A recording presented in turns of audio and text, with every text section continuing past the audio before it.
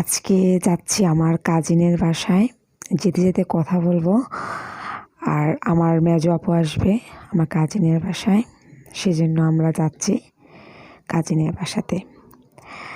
আর আমার সাথে যাচ্ছে আমার ভাগ্নি, আমার ছোট বোন, মিলে যাচ্ছি আমরা বনশ্রীতে। আমি কোনো এক ভিডিওতে বলেছিলাম যে আমার বাই রোডে জার্নিটা আমার খুবই কষ্ট হয়, সেজন্য আমি সবসময় গাড়ি দিয়ে আমি উঠতে পারি না। সেজন্য সিএনজি বা রিক্সাতে চড়ে আমার খুব ভালো লাগে। আর স্পেশালভাবে আমার রিক্সা চড়তে বেশি ভালো লাগে। অ্যাকচুয়ালি এটা আমার সবসময়ই হয়। আমি যখন দেশের বাহিরে থাকতাম তখন আমি ট্রেনে বেশি চলাফেরা করতাম। বাই রোডে জার্নিটার জন্য আমার মালয়েশিয়ায় অনেক সুন্দর সুন্দর প্লেসে আমার ঘোরা হয়নি, আমি যেতে পারিনি। আর দেখা যাচ্ছে যে 8 ঘন্টা 9 ঘন্টা বাই রোডে জার্নিতে আসলে ওরকম করে যাওয়া আমার পক্ষে ইম্পসিবল। আমি অনেকটা অসুস্থ হয়ে যাই। সেজন্য আমার হাজব্যান্ড চেষ্টা করে যে আমাকে মানে ট্রেনে যতটুকু সম্ভব যে বাই রোড থেকে অ্যাভয়েড করাটা। তো যাই হোক, আমরা যাচ্ছি বনশ্রীতে আমার মানে কাজিনের বাসায়। সেখানে যাচ্ছে আমার মেজো আপু শ্বশুরবাড়ির পুরো ফ্যামিলি, আর যাচ্ছে আমার স্পেশাল একটা মানুষ, তার জন্য দেখার জন্য আমরা সবাই যাচ্ছি। ওয়েট করেন, আমি পরিচয় করে দেবো তাকে, সে কে, সেই রাজপুত্র। যতবারই আমি আমার কাজিনের বাসায় আমরা গিয়েছি ততবারই আমরা রাস্তা হারিয়ে ফেলেছি।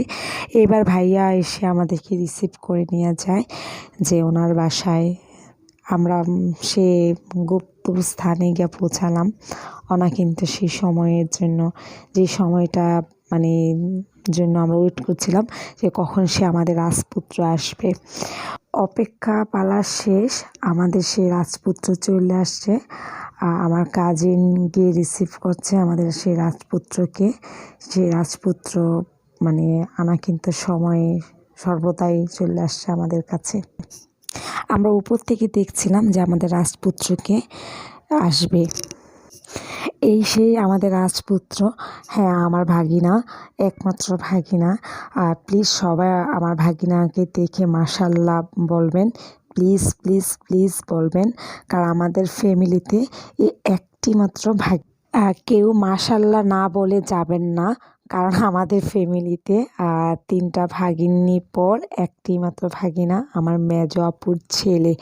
আমার কাজিনের ছেলে মানে আমার ভাতিজা আমার ভাগিনাটাকে আদর করছে, এবং আমার ভাগিনাটা আমাদের কারোর কোলে আসছে না, কারণ সে তার মানে ফ্যামিলি মেম্বারকে ছাড়া আমাদেরকে তেমন একটা কেমন চিনে না। কারণ হচ্ছে আমার ভাগিনাটাকে আমি 3বার মাত্র দেখেছি দেশে আসার পর। আর আমার ভাগিনাটা ও বাবার কোলের থেকে আমাদের সাথে মজা করছে। আমার ভাগ্নিটা চেষ্টা করছে যে ওর কোলে নিয়ে আসার জন্য, বাট আমার ভাগিনাটা মানে দূর থেকে আমার ভাগ্নিটার সাথে খেলাধুলা করছে, বাট ও কারোর কোলেই যাচ্ছে না। ওর বাবা, দাদুর আর মায়ের ফুফি কোল ছাড়া সে কোথাও যাচ্ছে না। মাশাআল্লাহ, আমার ভাগিনাটা হাসি অনেক সুন্দর।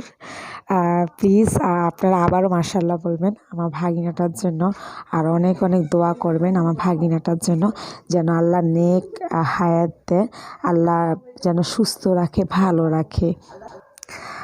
জোহানকে কোলে নেওয়ার জন্য আমার ভাগ্নিটা অনেক চেষ্টা করে, বাট ব্যর্থ হয়। কারণ ও কারোর কোলে যাচ্ছে না, নিজে নিজে মানে হেঁটে যাচ্ছে, নিজে নিজে মানে একা একা খেলছে, বাট কারোর কোলে সে যাচ্ছে না। আমি চেষ্টা করছি যে আমার কোলে আনার জন্য, সেজন্য তাকে আমি ভিডিও করছি, তার হাতে আমি মোবাইল দিচ্ছি, বাট সে মোবাইল নিচ্ছে, আমার সাথে ভিডিও আসছে, বাট সে আমার কোলে আসবে না। আমাদের সেই ছোট্ট রাজপুত্রটা তার দাদিকে অনেক ভালোবাসে। সে তার দাদুর চশমা সে চিনে। আর আমি ওকে বোঝাতে চাচ্ছি যে আমি চলে যাচ্ছি, বাই বাই, তুমি আমাকে মানে বাই বাই বলো। সে তার আম্মুর কোলে থেকে আমার দিকে তেমন একটা তাকাচ্ছে না। তোমার ছাত্রে বুদ্ধি নাই আহমদ ভাই। বুদ্ধি দেখছো পাঁচটার সাত আমি নাম দোষ দানা আবার জানি দোষ নাটনে নিয়ে নাচিস বুঝছো নাইরি সর্বনাশ হ্যাঁ ভাই যা বলে। আরো নাচ গান শুনে শিখি যখন আমরা চলে আসব আপুরও চলে যাবে, বিদায়ের ঘন্টা চলে আসছে। আমি চেষ্টা করছিলাম যে যাওয়ার পথে যেন আমার কোলে একটু আসে, তাই আমি টিস্যু নিয়ে তার সাথে আমার দুষ্টামি করছিলাম, বাট সে দুষ্টামি অনেক এনজয় করছে, বাট আমার কোলে কোনোভাবেই আসছে না।